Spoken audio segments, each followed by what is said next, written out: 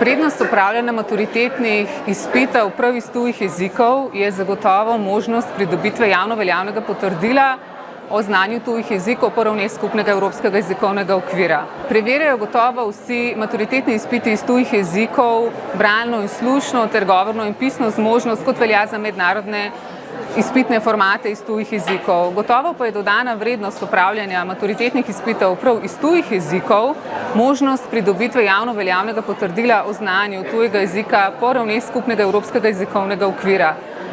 Pred že nekaj leti so bili namreč vsi maturitetni izpiti iz tujih jezikov umeščeni po skupnem evropskem jezikovnem okviru. Na primeru nemščine, če se torej kandidat odloči za opravljanje maturitetnega izpita iz nemščine na osnovni ravni, potem lahko pridobi potrdilo ob dosegu seveda zadostnega števila odstotnih točk o znanju nemščine tujega jezika na ravni B1 po skupnem evropskem jezikovnem okviru, če se odloči za opravljanje izpita na zahtevnejši ravni, pa na ravni B2 po skupnem evropskem jezikovnem okviru.